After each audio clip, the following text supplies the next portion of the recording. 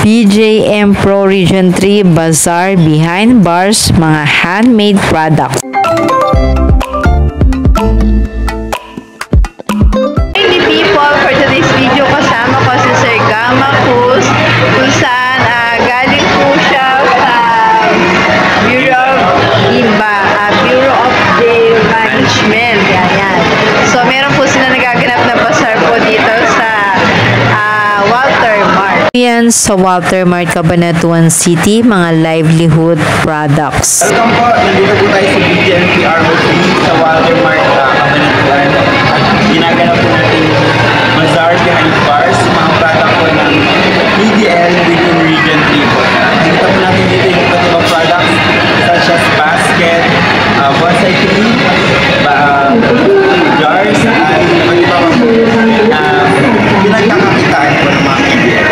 Ito ang BJM Provincial Region 3 Bazaar Behind Bars Handmade Products. Ito po ay mga handmade products created by the PDL o yung person the frame of liberty of BJMP Regional Office Region 3. Mga livelihood products of PDL handicraft na napaka-creative. So dito meron din ako nakita na mga bayong. Napaka-passionista ng mga bayong po na kanilang ginawa at napaka-unique.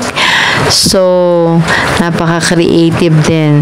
So, yung mga nakita kong bayong na to, available siya in different colors, different design. So, kung ikaw ay creative na bibili, pwede mo rin itong lagyan ng mga ribbon para additional na lalong gumanda yung iyong bayong. Mga passionista bayong, ito perfect gift lalo na po ngayong paparating na ang Christmas. Pwede natin itong panregalo sa ating mga loved ones. Ito ay mga handicraft created ng mga PDL. Tapos dito makikita mo din yung kanilang pagiging so creative sa paggawa ng mga ganitong klaseng mga bayong. Napakaganda at talaga naman pong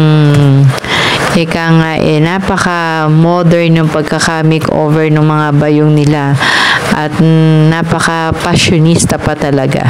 Support po natin ang mga handicraft made of PDL kung saan ito ay makikita sa may Walter Mart, Cabanatuan City. Ilan lamang po to sa kanila pong mga ginawa, mga bayong, mga passionista bayong na talaga naman pong napakagaganda. Drop by po kayo sa Walter Mart, Cabanatuan City. Ang ganda po talaga ng mga handicraft nila. So, eto nga pala si Sir Gama kung saan busy siya at siya po yung naka-assign dito. Kaway-kaway naman dyan, sir. So, aside from mga passionista bags, meron din ako ditong nakita na napakagaganda mga bonsai. Mga bonsai beads.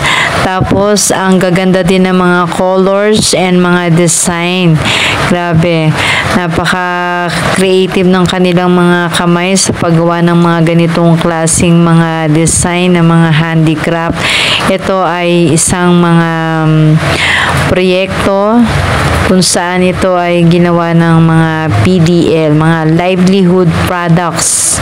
At ito may mga jar din ako nakita dito.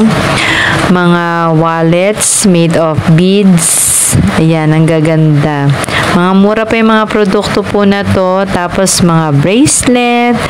Ayan. Tapos meron din mga t-shirts, mga dishwashing. Meron din fabric conditioner ako nakita nga pala dito.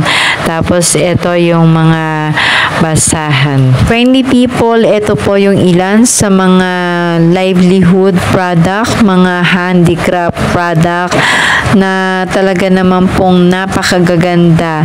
At ito po ay makikita nyo po dun sa Walter Mart, Cabanatuan City. Punta po kayo dun sa second floor. Ito po ay magraran ang kanila pong mga livelihood product from October 24 to October 27. I-visit nyo po sila. Magaganda po yung mga produkto at napaka-creative. Nagawa po ng mga PDL, mga produkto na talaga naman pong pwede nyo pong pang regalo, pwede pong pang display, pwede nyo pong gamitin sa bahay.